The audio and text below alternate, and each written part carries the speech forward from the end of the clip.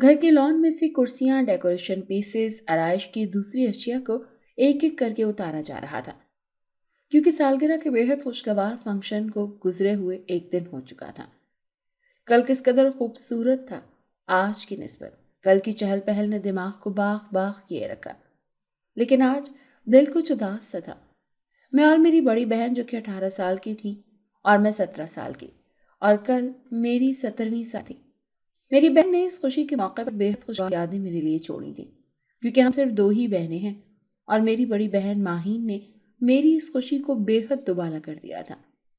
माहीन ने मुझे नया मोबाइल गिफ्ट किया था, जो कि बेहद खूबसूरत और मेरे दिल अच्छा लगा था। मामा ने मुझे 2 खूबसूरत से ब्रांडेड ड्रेसेस लेकर दिए थे। पापा ऑफिशियल मीटिंग के सिलसिले में मुल्क से बाहर गए हुए थे, इसीलिए उन्होंने मामा के अकाउंट में पैसे शिफ्ट कर दिए थे कि रामीन यानी कि मैं अपनी मर्जी और पसंद से शॉपिंग कर सकती हूँ। दिल खुशगवारियत के साथ साथ मसहूर हो चुका था कि जिंदगी में किस कदर ज्यादा सुकून है, अल्हम्दुलिल्लाह। लेकिन मैं क्या जानूं कि ये सुकून मेरे लिए महज आर्जी साबित होगा और एक दिन सिर्फ बेसुकूनी ही जिंदगी का हिस्सा बनकर रह जाएगी। मामा पापा की जिंदगी में सिवाय एक बेटे की कोई कमी नहीं थी। पापा तो माहीन को हमेशा से बेटा ही कहा करते थे और बिल्कुल भी बेटे की कमी महसूस नहीं करते थे, लेकिन मम्मा अपनी ममता के हाथों मजबूर होते हुए कभी कभी गमजदा हो जाया करती थी। मामा पापा के रिश्ते में पहले कजन भी थी और मामा के सारे रिश्तेदार गांव में ही रहते थे, लेकिन हम लोग कभी स्पेशल उनसे मिलने के लिए गांव में नहीं जाते थे, बल्कि वो लोग ही हमें शहर में कभी किसी तकरीब में मिलने के लिए आ जाया करते थे। यूँ हमारी मुलाकात उनसे कुछ ज्यादा तवील नहीं होती थी। मम्मा और माहीन मेरे पास आ गईं और दिली खुशी के साथ मेरे वो तमाम गिफ्ट्स देखने लगी जो मेरी फ्रेंड्स मेरे लिए लाई थी। कुछ देर पहले मैंने हलीमा बाजी को कहकर सारे गिफ्ट्स अपने रूम में मंगवा लिए थे, क्योंकि ठंडी ठंडी हवा दिल को बड़ा सुकून दे रही थी। एक से बढ़कर एक सारे गिफ्ट्स थे। मुझे तो सारे गिफ्ट्स ही बहुत पसंद आए थे, लेकिन सबसे ज्यादा खूबसूरत माहीन का वो गिफ्ट मोबाइल था। मैंने फौरन से उसे मेन सिम डाली और फिर उसमें कुछ नंबर भी ऐड किए। इसी मोबाइल से पापा को कॉल भी की। उनकी आवाज सुनकर दिल को बड़ी खुशी हो रही थी। यहाँ बैठे बैठे और फिर बातें करते करते तो काफी रात हो गई थी। मामा के कहने पर हम लोग अपने कमरे में चले गए। लॉन भी मुलाजिमीन ने मुकम्मल तौर पर साफ कर दिया था। अब तो वैसे ही मेरी आंखें भी नींद से बोझल हो चुकी थी। कमरे में जाते ही नींद दराज हुई तो आंखें नींद की वादी में खो गई। माहीन भी सो चुकी थी। सुबह कॉलेज जाने से 10 मिनट पहले आंख खुली। मैं बहुत पुरजोश थी कि अपनी फ्रेंड्स को मोबाइल के बारे में बताऊंगी। अरे वाह, क्या ही बात है, रामी इस कदर खूबसूरत तोहफा यार। अफशा बार बार एक फोन को हाथ लगाकर देखती थी। रायमा भी बड़ी खुश हो रही थी। नए सेल फोन की खुशी में मैंने सबको ट्रीट भी दी। क्लासरूम में गए मैम मंसूरा की क्लास लेनी थी। वो नहीं छोड़ सकते थे, वरना मैम हमें कॉलेज से ही निकलवा देती। वो पढ़ाई के मामलात में बहुत सख्त थी। पीरियड शुरू हो चुका था और मैं हस्बे मामूल पहले से ही क्लास में मौजूद थी। इंग्लिश से मेहनत भी मैम मंसूरा के लेक्चर्स की वजह से ही हुई थी और पढ़ाई बिल्कुल भी मुश्किल नहीं लगती थी। मैं 2nd ईयर और माहीन 3rd ईयर में थी। पीरियड के दौरान ही मैम ने गांव की जिंदगी के बारे में बताना शुरू किया। पहले तो खासी बोरियत सी हुई, लेकिन फिर जैसे जैसे मैंने मजीद गहराई में जाकर बात की तो मेरी दिलचस्पी भी गांव की तरफ बढ़ती चली गई। फिर मेरे जहन में गांव की जिंदगी को एक दफा करीब से देखने की चाह बढ़ गई। मैंने वहीं पर बैठे बैठे सोच लिया कि हम लोग भी एक दफा जरूर गांव जाएंगे। आखिरी पीरियड था। मैम निखत क्लास में आ चुकी थी। वो आज कुछ उलझी सी महसूस हुई, वरना उनकी क्लास में कोई भी इंसान कभी भी बोरियत का शिकार हो ही नहीं सकता, लेकिन आज उनमें वो पहली सी गर्मजोशी बिल्कुल भी नहीं थी। मैम प्लीज, क्या मैं आपसे पूछ सकती हूँ कि आपको कोई परेशानी है? मेरे एकदम से किए गए सवाल पर वो चौंक उठी। फिर कहने लगी कि जी बेटा, मेरी भतीजी गांव में रहती है, उसको कल से अजीब से दौरे पड़ रहे हैं। पूरी क्लास एकदम से हंसने लग गई, जिस पर मैम का चेहरा गुस्से से तमतमाने लग गया, लेकिन वो बोली कुछ नहीं। फिर कहने लगी कि आपकी कम उम्री की वजह से मैं आपको कुछ भी बताना नहीं चाह रही। क्लास खत्म होने से 5 मिनट पहले वो क्लास छोड़कर जा चुकी थी। मेरे दिल में एक अजीब सा ख्याल पैदा हुआ। मैं परेशानी के आलम में सोच रही थी कि ये दौरे क्या होते हैं। खैर, घर जाकर मम्मा से पूछ लूंगी। छुट्टी की बेल बज चुकी थी। गनी चाचा हमें लेने के लिए आ चुके थे। रास्ते में माहीन से भी इस बारे में पूछा, लेकिन उसने भी लाइल्मी का इजहार किया। हम लोग घर आ गए। میں نے بیگ پھینکا اور سیدھی ماما کے کمرے میں گئی تاکہ آج کی گفتگو کے بارے میں پوچھ سکوں، لیکن شٹ، ماما تو اپنی کسی سوشل پارٹی میں گئی ہوئی تھی۔ میں یونیفارم تبدیل کیے بنا ہی سو گئی۔ 3 گھنٹے مسلسل سونے کے بعد جاگ گئی کیونکہ سر جمشید پڑھانے کے لیے آ چکے تھے۔ نہ جانے کیوں میں ابھی تک نیند میں تھی اور یہی دل چاہ رہا تھا کہ آج سر سے کوئی اور معاملات پوچھ لوں، آج کتابی باتوں کے علاوہ مزید باتیں ہوں جن کو سیکھنے کے بعد میں زندگی کے بارے میں کچھ مزید جان سکوں۔ سر جمشید ایمفل انگلش ہیں اور ایک کالج میں پڑھا رہے ہیں۔ ان کی شخصیت کا سحر سر چڑھ کر بولتا ہے اور لوگ ان کے معلومات کو حاصل کرنے کے لیے بڑی دور دور سے ان کے حلقہ احباب میں شامل ہونے کے لیے ترستے ہیں، اور بعض اوقات تو بڑی دور کا سفر بھی کرتے ہیں۔ یہی وجہ ہے کہ پاپا نے انہیں ہمارے لیے تجویز کیا۔ حالانکہ ان کی فیس پورے شہر میں تمام اساتذہ سے بہت زیادہ ہے، لیکن پاپا کے مطابق بہترین استاد کا مل جانا ہی بہت بڑی نعمت ہے۔ آج میں کچھ لیٹ تھی۔ سر ڈرائنگ روم میں بیٹھے اپنے طالبہ کا انتظار کر رہے تھے۔ میں روم میں داخل ہوئی اور سر نے میری طرف دیکھتے ہوئے چشمہ اتار کر ایک طرف رکھا اور دیر سے آنے کی وجہ جاننے کی کوشش کی۔ میں نے بتایا کہ میں نیند میں تھی اور آج میں کتابی باتیں نہیں پڑھوں گی، بلکہ آج مجھے غیر مرئی مخلوق کے بارے میں جاننا ہے۔ میری اس بات پر وہ چونک کر میری طرف دیکھنے لگے، پھر ایک دم سے سنجیدہ ہوتے ہوئے کہنے لگے کہ پہلے کچھ دیر کے لیے کالج کا پڑھو، پھر کوئی اور بات کریں گے۔ میں نے جلدی سے کالج کا پڑھ لیا اور پھر سر کی طرف دیکھنے لگی۔ اللہ نے انسانوں کے ساتھ ساتھ جنات کو بھی پیدا کیا ہے، لیکن ان میں طاقت کچھ زیادہ ہے اور اسی لیے رکھی گئی ہے کہ وہ خود کو کہیں پہ بھی بیٹھے بٹھائے، کھڑے چلتے پھرتے، اٹھتے بیٹھ، جاگتے سوتے غائب کر سکتے ہیں اور ساتھ ہی دوبارہ سے سب کے سامنے بھی لا سکتے ہیں۔ یہی وجہ ہے کہ وہ جنات ہم سے الگ مخلوق ہیں۔ ہم یہ نہیں کہہ سکتے کہ وہ انسان سے اوپر ہیں، بلکہ اشرف المخلوقات کا درجہ تو انسان کو ہی حاصل ہے۔ وہ تو بس آگ سے پیدا کردہ مخلوق ہیں، اور ہاں، وہ بھی انسانوں کی طرح قیامت تک اس دنیا میں موجود رہیں گے۔ ایک بات اور، ابھی بھی اگر یہاں کوئی جن ہو تو ہم اس کے بارے میں کچھ بھی نہیں کہہ سکتے، کیونکہ وہ یہاں بھی موجود ہو سکتے ہیں۔ سر کی یہ بات سن کر میں ایک دم سے اچھل کر بیٹھ گئی اور پھر کچھ دیر کے لیے کچھ بول ہی نہ سکی۔ سر میری طرف دیکھتے ہوئے ہنسنے لگے کہ آپ تو ابھی سے ڈر گئی، حالانکہ آپ تو جنات کے بارے میں بہت کچھ جاننے کے موڈ میں تھی۔ سر، کیا جنات نظر بھی آتے ہیں؟ کیا انسان یعنی کہ ہم کسی جن کو دیکھ سکتے ہیں؟ جی بالکل، جنات نظر بھی آتے ہیں، نقصان بھی دیتے ہیں، فائدے بھی دیتے ہیں، لیکن اگر ہم لوگ ان کو ان کے حال پر چھوڑ دیں، بلا وجہ ان کو تنگ نہ کریں، تو یقیناً وہ ہمیں کچھ بھی نہیں کہیں گے، بلکہ ہمارے دوست بن کے رہیں گے۔ سر کی آخری بات سے میرے دل میں ایک عجیب سی خوشی نے سر اٹھا لیا کہ یہ دورے بن کر بھی رہ سکتے ہیں۔ لیکن سر، یہ جنات کہاں پائے جاتے ہیں؟ زیادہ تر ان کا ٹھکانہ کہاں پر ہوتا ہے؟ میرے سوال پر سوال نے سر کو چونکا دیا۔ یہ پرانی حویلیوں میں، سنسان جگہوں، پہاڑوں، ٹیلوں، وادیوں اور صحراؤں یا کسی درخت کے اوپر پائے جاتے ہیں، لیکن ان کا کوئی خاص ٹھکانہ نہیں ہوتا۔ جہاں ان کو کوئی جگہ پسند آتی ہے، یہ وہاں پر رہنا شروع کر دیتے ہیں۔ سر، یہ ہمارے اس گھر میں بھی ہو سکتے ہیں؟ میں نے ایک دفعہ پھر سے نئے جوش سے پوچھا۔ ہاں بالکل، اور ایک دم سے مجھے ایسے لگا جیسے سر غائب ہو گئے ہیں۔ سر آپ کہاں چلے گئے ہیں؟ ارے رامین، ہوش میں آؤ، کیا ہو گیا ہے آپ کو؟ میں یہی ہوں بیٹا، آپ کو پڑھانے کے لیے کب سے آیا ہوا ہوں، آپ ہیں کہ پڑھنے کا نام ہی نہیں لے رہی۔ سر جمشید مجھے گھورتے ہوئے کہنے لگے۔ میں نے سر کی طرف دیکھا، نہ جانے کیوں مجھے لگا کہ میں کہیں کسی خواب میں مگن تھی۔ بس پھر میں کچھ نارمل ہوئی۔ سر کے پاس حلیمہ ہی جوس اور سینڈوچز رکھ گئی، لیکن وہ کب رکھ کے گئی مجھے کچھ پتہ نہیں چلا۔ سر 8 بجے جایا کرتے تھے، میں اپنا سارا ورک ان کے پاس ہی بیٹھ کر کیا کرتی تھی۔ سر جا چکے تھے، لیکن میرے دل میں جنات کے بارے میں مزید جاننے کی لو بڑھا گئے تھے۔ پڑھائی کے بعد میں عام طور پر ٹی وی دیکھا کرتی تھی۔ ماما بھی اپنی سوشل پارٹی سے واپس آ چکی تھی اور آج بے حد خوش لگ رہی تھی، کیونکہ ان کی فرینڈز میں ماما کو بیسٹ شخصیت کا ایوارڈ ملا تھا۔ ان کی تو خوشی دیدنی تھی۔ ہم نے بھی ماما کو مبارکباد دی اور ساتھ ہی ماما کے کہنے پر حلیمہ بی بی نے کھانا لگا دیا۔ ماہین بھی فریش ہو کر کھانے کی ٹیبل پر آ گئی۔ کھانے کے دوران ہی ماما نے بتایا کہ کچھ دنوں تک ہم لوگ گاؤں چلیں گے۔ ہیں؟ گاؤں؟ ماما، آپ کہہ رہی ہیں نا سچ؟ کیونکہ آپ تو ہمیشہ سے ہی گاؤں میں جانے کے خلاف رہی ہیں، پھر یہ سب کیوں؟ ہاں تو بیٹا، وہ تو میں مستقل وہاں رہنے کے حق میں نہیں ہوں نا، لیکن ابھی وہاں شادی ہے اور شادی بھی تمہاری خالہ کے بیٹے کی، اسی لیے جانا تو لازمی ہے۔ تم دونوں کل میرے ساتھ چلنا اور اپنی پسند کی شاپنگ کر لینا، کیونکہ تمہارے پاپا بھی 1 ماہ مزید وہاں رکیں گے، کیونکہ وہ وہاں اپنا ذاتی بزنس سیٹل کرنے کی کوشش کر رہے ہیں۔ اور اگر سچ میں بزنس سیٹل ہو گیا تو ہم لوگ بھی مستقل طور پر امریکہ میں ہی رہائش پذیر ہو جائیں گے۔ ارے واہ ماما، یہ تو آپ نے بہت ہی اچھی خبر سنائی ہے۔ ماما جانتی تھی کہ مجھے امریکہ بے حد پسند ہے۔ ماہین میری خوشی میں خوش ہوتے ہوئے کہنے لگی کہ ماما، وہاں پر کوئی اس کی مرضی کا لڑکا دیکھ کر اس کے ہاتھ پیلے کر دیجیے گا۔ بیک وقت ہم تینوں کا قہقہہ بلند ہوا۔ اچھا چلو اب کھانا آرام سے کھاؤ۔ ماہین، خاص طور پر تم بیٹا، میری جان کچھ بھی تو نہیں کھاتی ہو نا؟ مما کی اس فکر پر مجھے ہمیشہ سے ہی بڑا پیار آیا کرتا تھا۔ دل سے اس وقت سب کے لیے دعائیں نکلی۔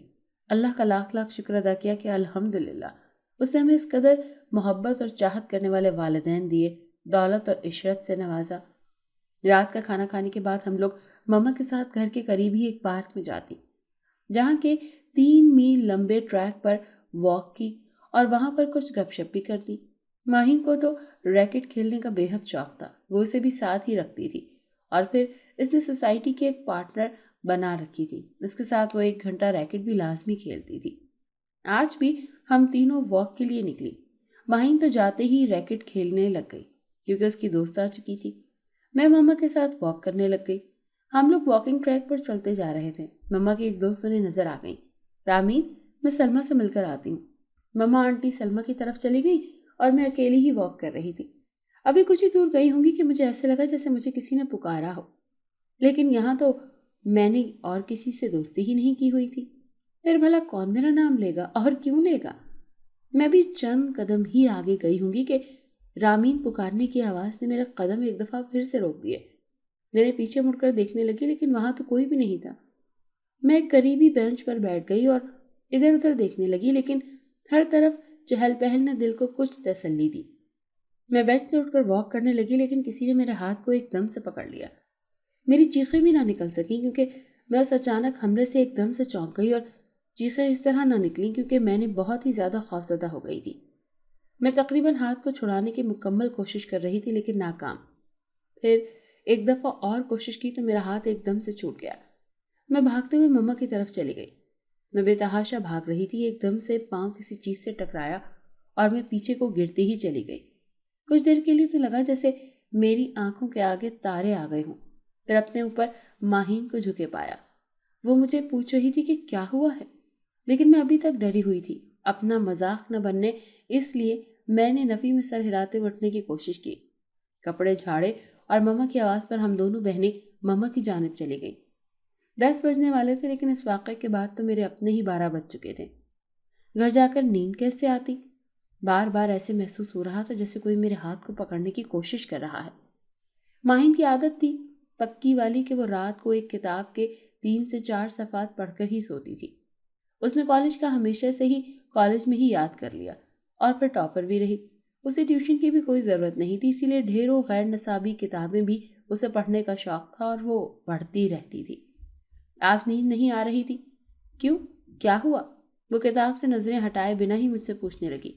ہاں، وہ آج شاید تھک زیادہ گئی تھی اسی لیے، میں نے سادگی سے جواب دیا۔ وہ میری یہ بات سننے کے بعد پھر سے پڑھنے میں مگن ہو گئی اور میں اپنے نئے موبائل کی اسکرین کو اسکرول کرنے لگی، لیکن ہر چیز میں بوریت ہی نظر آ رہی تھی، اسی لیے موبائل سائٹ پر رکھ کر آنکھوں کو موند لینے کی کوشش کی، اور اب کئی دفعہ مجھے واقعی نیند آ گئی تھی۔ پھر تو ایسا ہوا کہ صبح کالج کے لیے بھی لیٹ ہو گئی۔ پاپا کا گڈ مارننگ سویٹ بیٹا کا میسج آیا ہوا تھا۔ میں نے مسکراتے ہوئے جواب دیا اور پھر کالج کے لیے تیار ہونے لگی۔ یاد آیا کہ آج فرسٹ کلاس تو فری ہے کیونکہ میم نگہت چھٹیوں پر گئی ہوئی ہیں، اسی لیے خوب ڈٹ کے ناشتہ کیا اور پھر بڑے آرام سے کالج گئی۔ ماہین پیپرز دینے کے بعد فارغ تھی، اسی لیے صبح 10 سے 12 تک کوکنگ کلاسز لیتی تھی، اسی لیے وہ کوچنگ بھی جا چکی تھی۔ ماما ابھی تک سو رہی تھی۔ میں نے انہیں ایک نظر دیکھا اور پھر گاڑی میں آ کر بیٹھ گئی۔ ڈرائیور مجھے کالج چھوڑ آیا۔ کالج میں بھی ذہن رات والی بات میں ہی اٹکا رہا۔ فضا میری کلاس فیلو اور بہت ہی اچھی دوست بھی ہے۔ اس کے بابا بقول اس کے ایک عامل بابا ہیں، لیکن وہ کالج میں کسی کو بھی بتاتی نہیں ہے کیونکہ وہ اس بات پر شدید شرمندگی محسوس کرتی ہے، لیکن میں نے بھی کہیں سے پتہ چلا ہی لیا۔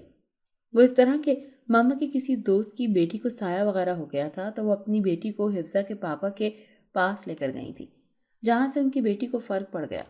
اب ہوا کچھ اس طرح سے کہ وہ لڑکی بھی کچھ دنوں کے بعد ہمارے کالج میں آ گئی۔ اس نے سب کو بتا دیا۔ بیچاری فضا تب سے سب سے چھپتی پھر رہی تھی، لیکن میں نے ہی اس کی جانب دوستی کا ہاتھ بڑھایا اور پھر تب سے اب تک ہماری بڑی پکی اور اچھی دوستی ہے۔ وہ میری طرف آئی اور پھر ہم دونوں کینٹین چلے گئے۔ میں نے 2 برگر اور کولڈ ڈرنکس آرڈر کی۔ باتوں باتوں میں اسے بتایا کہ ہم لوگ گاؤں جا رہے ہیں۔ میرے ماموں کی بہت ہی بڑی حویلی ہے۔ حویلی کے نام پر وہ چونک گئی اور پھر کہنے لگی، ذرا محتاط ہی رہنا، کیونکہ حویلیوں میں اکثر جنات وغیرہ بھی ہوتے ہیں۔ میں اس کی بات سن کر یہی سمجھی کہ اس کے والد کا تعلق شاید ان جنات کو دور بھگانے سے ہے، اسی لیے یہ ایسا کہہ رہی ہے۔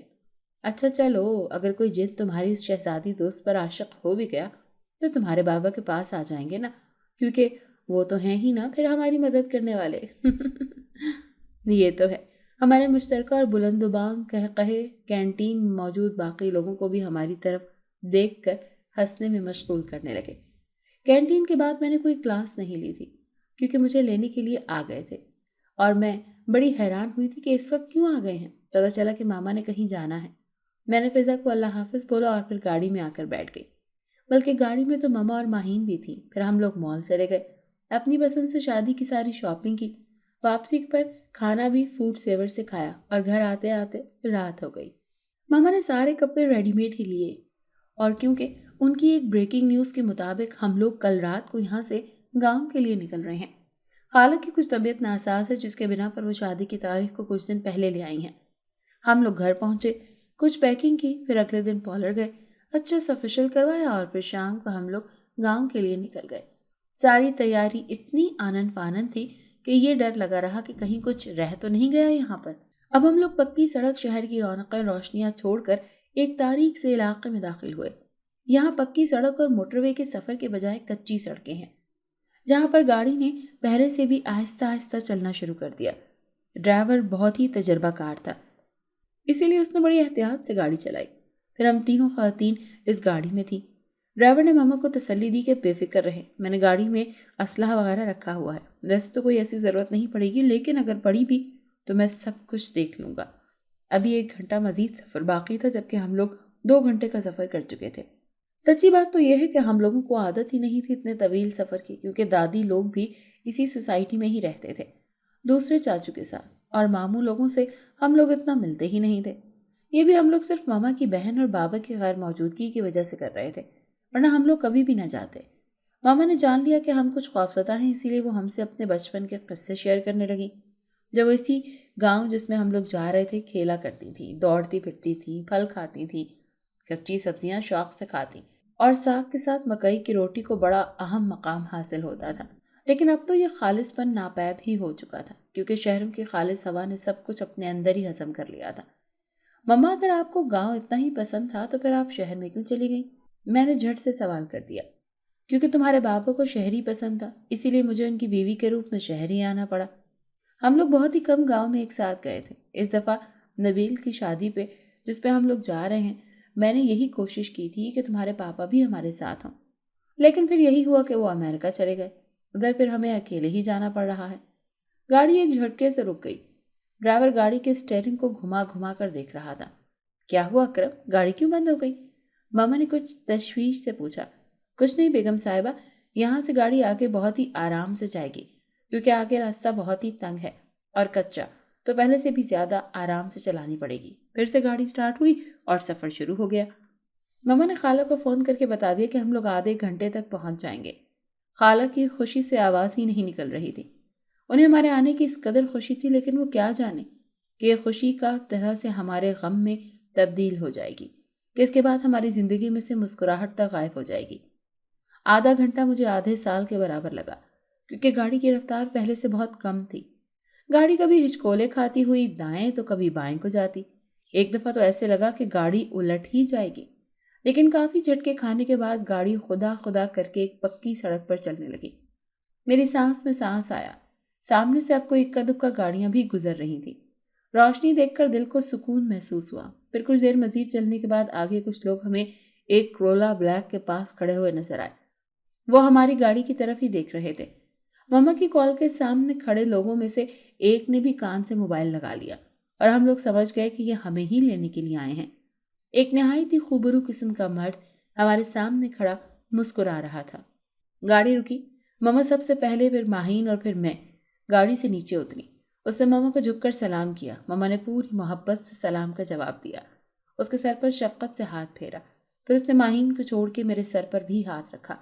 میں بڑی حیران ہوئی کہ اس نے ماہین کو کیوں چھوڑ دیا، لیکن میں جلدی میرے ذہن میں بات آ گئی، وہ مما سے بابا کے بارے میں پوچھ رہا تھا۔ اس نے اپنی گاڑی اور باقی لوگوں کو وہیں پر چھوڑا اور پھر ہماری گاڑی میں فرنٹ سیٹ پر بیٹھتے ہوئے ڈرائیور کو راستہ بتانے لگا۔ اور سناؤ نبیل بیٹا، گھر میں سب کیسے ہیں؟ مما نے فرنٹ سیٹ پر بیٹھے شخص کو مخاطب کرتے ہوئے کہا۔ جی خالہ، سب بہترین ہے، بس امی کی کچھ طبیعت خراب ہے، اسی لیے یہ شادی کی تاریخ پہلے رکھنی پڑی۔ چلو اچھا ہو گیا، یہ تو واقعی میری بہن بھی یہ خوشیاں دیکھ لے۔ کچھ ہی دیر کے بعد وہ لوگ ایک بہت ہی بڑی حویلی کے سامنے کھڑے تھے۔ پوری حویلی کو کسی دلہن کی مانند سجایا گیا تھا۔ روشنیوں کا ایک سمندر تھا اور میں نے خدا کا شکر ادا کیا کہ اتنی تاریک راہوں کے بعد مجھے یہ روشنیاں دیکھنا نصیب ہوئیں۔ گاڑی سیدھی حویلی کے اندر داخل ہو گئی۔ حویلی میں بہت بڑا سا ایک گیراج تھا، اس کے بعد ایک بہت بڑا لان جس میں بے شمار درخت تھے اور ان درختوں کو بھی خوب سجایا گیا تھا۔ لان میں بھی کرسیاں لگائی گئی تھیں جن پہ زیادہ تر مرد حضرات ہی براجمان تھے۔ خالہ آہستہ آہستہ چلتے ہوئے لان کی طرف بڑھ رہی تھی۔ دو نوکرانیوں نے ان کو دونوں طرف سے پکڑا ہوا تھا۔ امی لو دیکھ کے وہ بے حد خوش ہوئیں اور اپنی نحیف سی آواز میں ماما کا بار بار شکریہ ادا کر رہی تھی، گویا کہ اس وقت ہم لوگ ہی ان کے سب سے اچھے اور اہم مہمان تھے۔ پھر ہم لوگ اندر چلے گئے۔ اس حویلی کی تعمیر کو دیکھ کر بالکل بھی ایسا نہیں لگ رہا تھا کہ یہ کوئی گاؤں کی حویلی ہے، بلکہ اس کی آرائش تو شہر کے کچھ گھروں سے بھی زیادہ بہترین تھی۔ ہم لوگوں کا سامان خالہ کے بتائے ہوئے کمروں میں نوکرانیوں نے رکھ دیا اور پھر ہمیں لاؤنج میں بٹھایا گیا۔ چائے کے ساتھ بے شمار لوازمات تھے۔ میں تو حیران تھی کہ گاؤں میں رہتے ہوئے ایسی شان و شوکت۔ خوب انصاف کیا اور پھر کھانے کی ابھی طلب ہونے کے برابر بتاتے ہوئے ہم لوگ بھی دوسرے مہمان خانے میں چلے گئے۔ یہ ایک بہت ہی بڑا ہال تھا جہاں پر قالین بچھائے گئے تھے۔ درمیان میں مخمل کے کپڑے سے بنے بے شمار کشن تھے اور ان کے درمیان میں ڈھولکی رکھی ہوئی تھی۔ گاؤں کے خاندان کی بہت ساری خواتین ڈھولک و گیت گانے میں مصروف تھیں۔ ہمیں کچھ خاص سمجھ تو نہ آئی لیکن ہم لوگ خوب انجوائے کر رہی تھیں۔ اسی ہال میں تقریباً 3 سے 4 ہزار لوگ آ رہے تھے اور سما سکتے تھے۔ میں تو خالہ کے گھر بہت زیادہ گرویدہ ہو گئی تھی۔ رات کے 2 بجے تک یہ گیت گانے چلتے رہے۔ پھر ہم سائے اپنے گھروں کو چلے گئے۔ کچھ مہمان یہیں پہ ہی سیدھے ہو کر لیٹ گئے۔ کھانے کی کوئی گنجائش ہی نہیں تھی، اسی لیے ہم لوگوں نے کھانا نہیں کھایا۔ خالہ خود ہمارے ساتھ کمرے تک آئیں اور پھر ہمارے ساتھ ہی اپنا بستر بھی لگا لیا۔ خاص طور پر ماہین سے تو بہت ہی پیار کر رہی تھی۔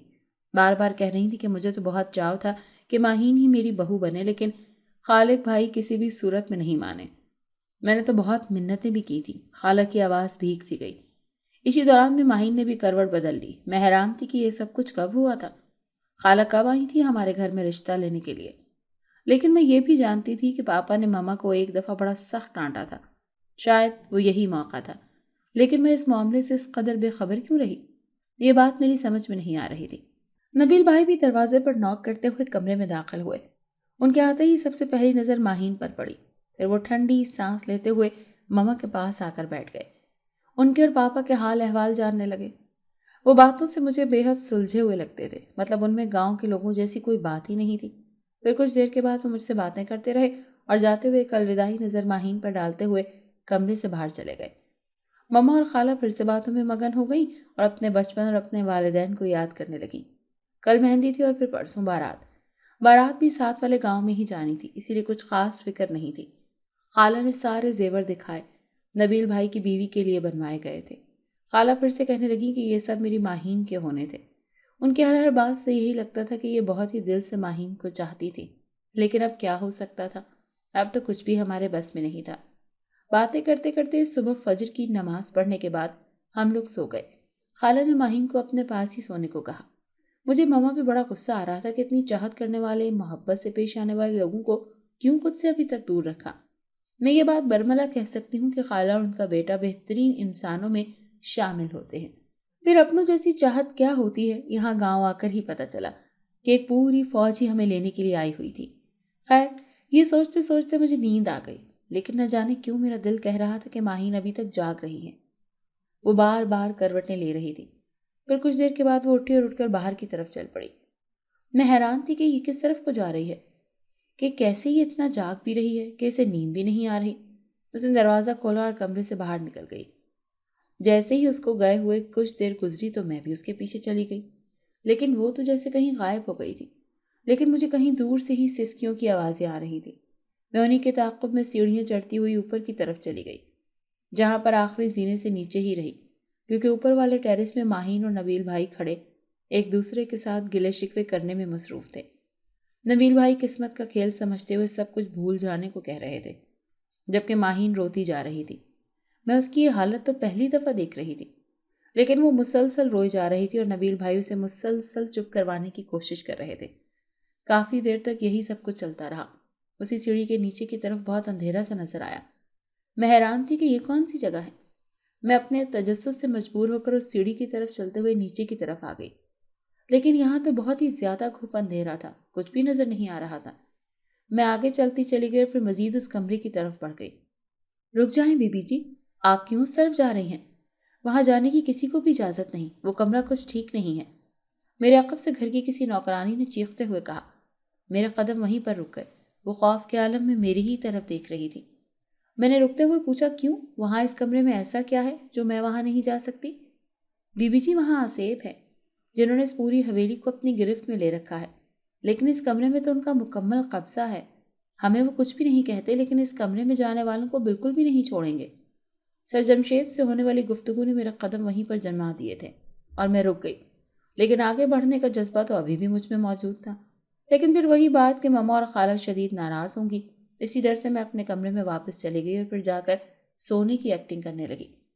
کافی دیر کے بعد ماہین کمرے میں آئی، آنکھیں سوجی ہوئی تھی، مطلب وہ روتی رہی تھی، لیکن میں نے اس سے کوئی بات نہیں پوچھی۔ پھر میں سو گئی اور ایسا سوئی کہ ناشتے پہ بھی نہ اٹھی اور پھر عصر کے وقت ہی اٹھی۔ یہاں بھی پارلر کا انتظام تھا، کیونکہ پارلر والی گھر ہی آ گئی تھی۔ پھر خالہ کی ہدایت پر اس نے ہمیں بڑی محنت سے تیار کیا۔ مجھے اپنا تو نہیں پتا، لیکن ماہین کسی افسرہ سے کم نہیں لگ رہی تھی۔ نبیل بھائی بھی تیار ہو چکے تھے، یقیناً وہ بھی بے حد پیارے لگ رہے تھے۔ ایک لمحے کو تو میرے پاؤں ہی منجمد ہو گئے جب میں نے نبیل بھائی کی ہونے والی بیوی کی تصویر دیکھی۔ خدا نے ہی اس کو بھی بنایا تھا، لیکن بڑی ہی واجبی سی شکل و صورت کی مالک تھی، اور سب سے بڑھ کر بڑے ہی عجیب سے حلیے میں تھی۔ خبر پہلے سارے مہمانوں کو شاندار سا کھانا کھلایا پہلے کھانا کھلایا گیا اور اس کے بعد رسم شروع ہوئی۔ فیملی کی بڑی بوڑھیاں نبیل بھائی کو مہندی لگا رہی تھیں، پیسے نشاور کیے جا رہے تھے۔ نبیل بھائی پھوٹ پھوٹ کر رو دیے، کیونکہ اسی لمحے انہیں اپنے والد بہت یاد آئے، جو ایک کار حادثے میں وفات پا گئے تھے۔ سب نے ان کی ہمت بندھائی۔ میں نے بھی مہندی لگائی نبیل بھائی کو۔ انہوں نے پیار سے میرے سر پر ہاتھ رکھتے ہوئے مجھے 5,000 روپے دیے۔ پھر رات گئے تک رسم چلتی رہی۔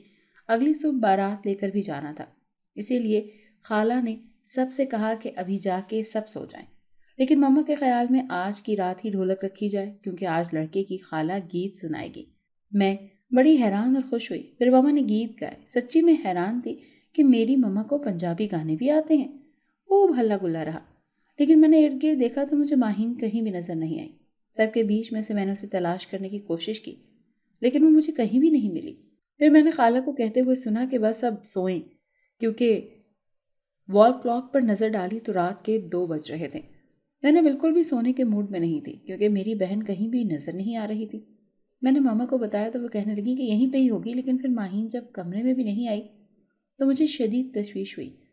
ماما نے خود اٹھ کر ادھر ادھر کمروں میں، حتیٰ کہ لان میں، حویلی کے باہر بھی دیکھا، لیکن وہ کہیں پر بھی نظر نہیں آئی۔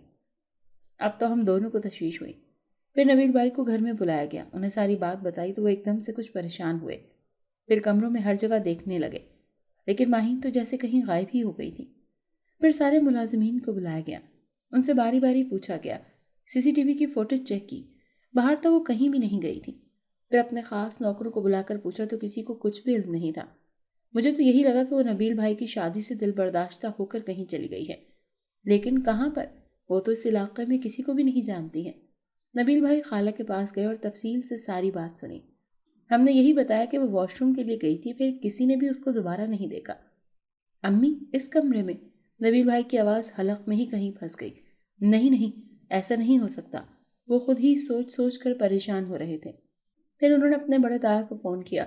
وہ کسی بھی شادی میں نہیں جاتے تھے، بلکہ گوشہ نشیں ہو چکے تھے، لیکن وہ بہت ہی اللہ والے تھے۔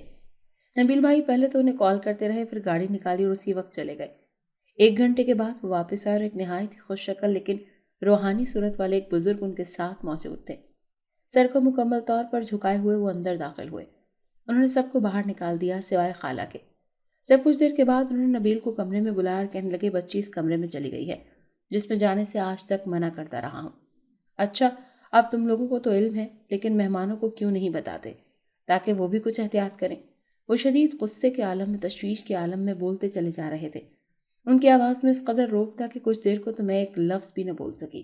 پھر انہوں نے ایک بڑا سا جھاڑ لیا، کچھ پڑھ کر اس پر پھونکا، پھر اس پر ہاتھ پھیرنے لگے تو اس جار میں ماہین کی شکل نظر آنے لگی، جو شدت سے رو رہی تھی اور بار بار کہہ رہی تھی کہ مجھے یہاں سے نکالیں، میرا یہاں پر سانس بند ہو رہا ہے۔ وہ ہاتھ جوڑ جوڑ کر رو رہی تھی لیکن کوئی بھی اس کی فریاد سننے کو تیار نہیں تھا۔ پھر ایک دم سے اس کی شکل غائب ہو گئی۔ میں اور ماما اپنا دل پکڑ کر بیٹھ گئیں کہ اگر کسی نے بھی پاپا کو کال کر دی تو کیا ہوگا۔ پاپا تو کبھی بھی ماما کو معاف نہیں کریں گے۔ میں رو رو کر اللہ سے دعا مانگ رہی تھی کہ ایک دفعہ میری بہن زندہ سلامت واپس آ جائے، ہم لوگ یہاں سے فوراً ہی چلے جائیں گے۔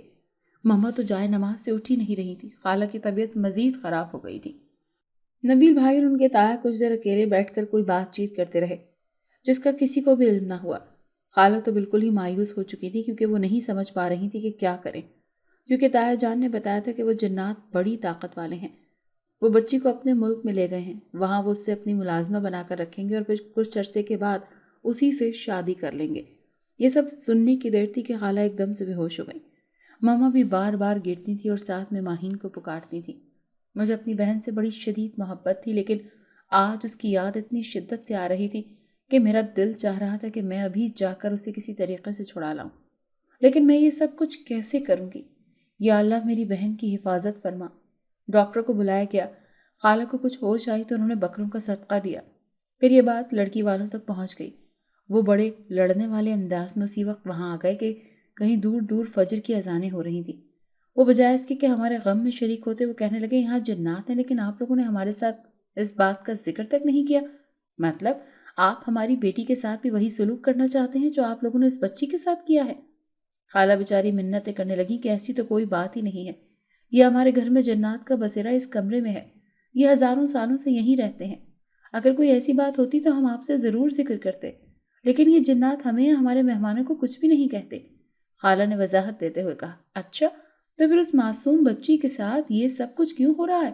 اس سوال کا خالہ کے پاس کوئی جواب نہیں تھا، اسی لیے وہ بیچاری خاموشی سے سر جھکا کر دیکھتی رہی۔ ٹھیک ہے بہن جی، ہماری طرف سے یہ شادی نہیں ہو سکتی۔ ارے ہماری بیٹی ابھی اس گھر میں آئی ہی نہیں اور یہ تماشے شروع ہو گئے ہیں۔ جب وہ یہاں آ جائے گی تو نہ جانے یہاں کیا کیا ہوگا اس کے ساتھ۔ ان کی یہ بات سن کر خالہ پھوٹ پھوٹ کر رونے لگی۔ ماما ماہین کی پریشانی کو بھلا کر بہن کو دیکھنے لگی، لیکن خالہ بے حد پریشان ہو رہی تھی۔ پھر وہ لوگ چلے گئے۔ 1 گھنٹے کے بعد وہ باقی ساری بری اور باقی اشیاء بھی واپس کر گئے تھے۔ میں حیران تو بہت ہوئی، لیکن پھر یہ سوچ کر کہ شاید اسی میں کوئی بہتری ہو، میں چپ کر کے ایک کونے میں بیٹھ کے روئی جا رہی تھی۔ نبیل بھائی کو ساری بات کا علم ہو چکا تھا، وہ بالکل نہیں بولے۔ بس اس وقت ان کے نزدیک ماہین کی زندگی بہت اہم تھی۔ وہ اپنے تایا جی کے پاس بیٹھے، انہوں نے سارے مہمانوں کو ایک ایک جگہ جمع کیا اور پھر ان سے مخاطب ہو کر کہنے لگے کہ کافرین، مشرک اور دوسرے حاسدین نے بھی حضور اکرم صلی اللہ علیہ وسلم پر جادو کروا دیا تھا۔ ہمارے نبی صلی اللہ علیہ وسلم پر جادو ٹونا اگر ہو سکتا ہے تو پھر ہماری کیا اوقات ہے؟ اب یہ تو شیاطین کے کام ہیں، لیکن ان سے نجات کے لیے اللہ پاک نے سورہ کافرون اور سورہ ناس کا ورد بھی بتایا ہے۔ وہ صرف اس لیے کہ ہم اگر ان کو پڑھنے کے بعد گھر سے باہر نکلیں یا اگر ہر وقت بھی پڑھتے رہیں تو ہم ان جادوگروں کے شر سے، جنات کے ٹولوں سے اور شیاطین سے بالکل طور پر محفوظ رہ سکتے ہیں۔ اس لیے میں یہ چاہتا ہوں کہ جتنے بھی لوگ یہاں پر موجود ہیں وہ وضو کریں، ان صورتوں کی تلاوت شروع کریں، انشاءاللہ سب کچھ ٹھیک ہو جائے گا۔ ہم سب نے وضو کیا، بڑی دل جمعی سے اللہ کو یاد کرتے ہوئے تلاوت شروع کی۔ اگلی صبح اور پھر رات تک کسی نے بھی نہ کچھ کھایا نہ پیا اور مسلسل تلاوت کرتے رہے۔ پھر نبیل بھائی کے تایا جان بھی مسلسل پڑھتے رہے۔ ایک دم سے ایک جن ظاہر ہوا جو صرف تایا جان کو نظر آ رہا تھا۔ انہوں نے اس سے اس کی طلب پوچھی تو وہ جن ہماری ہی زبان میں بتانے لگا کہ یہ لڑکی مجھے اچھی لگی ہے، یہ ہمارے کمرے کے سامنے اس جگہ سے گزر رہی تھی جہاں سے منع کیا گیا۔ میں وہاں بیٹھ کر کھانا کھا رہا تھا، لیکن یہ میرے برتنوں میں سے گزر گئی پاؤں رکھ کر۔ بس مجھے اس پر بڑا غصہ آیا، لیکن ایک دم سے یہ مجھے اچھی بھی لگنے لگی۔ اب میں اسی سے شادی بھی کروں گا، بس پھر اب یہ میری ہے۔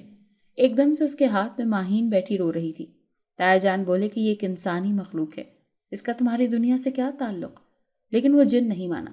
بالآخر تایا جان نے سورہ جن کی تلاوت کی اور وہ جن ایک دم سے جھاگ کی طرح بیٹھ گیا۔ کچھ مزید جنات آئے، اسے اپنے ساتھ لے گئے۔ کمرے کا دروازہ بند ہونے سے 1 منٹ پہلے ماہین ہمارے درمیان موجود تھی۔ وہ روئی جا رہی تھی۔ سب اسے چپ کروانے پر بضد تھے کہ ایک دم سے پاپا کی آواز آئی۔ ماہین بھاگ کر پاپا سے لپٹ گئی اور بہت زیادہ رونے لگی۔ خالہ پاپا سے معافیا مانگ رہی تھی لیکن وہ ایک حرف نہ بولے، بلکہ چپ کر کے ماہین کو دیکھتے رہے جو اب قدرے کچھ بہتر تھی۔ ایک دم سے پاپا اٹھے، مولوی صاحب کو بلایا اور اسی حلیے میں ماہین اور نبیل کا نکاح کروا دیا۔ ہم سب شدید حیرت میں تھے۔ وہ کہنے لگے کہ زندگی میں بہت کچھ سیکھا ہے، لیکن ابھی اس بچے نبیل کی محبت نے مجھے جو کچھ سکھایا ہے یہ انمول ہے۔ میں اس سے بڑھ کر اپنی بیٹی کو جیون ساتھی دے ہی نہیں سکتا۔ خالہ شکرانے کے نوافل ادا کر رہی تھی۔ ماہین کو روسی لباس پہنا کر نبیل کے کمرے میں لے جایا گیا اور ہم لوگ 1 ماہ مزید رہنے کے بعد امریکہ کا خیال اپنے دل سے نکال کر واپس شہر آ گئے۔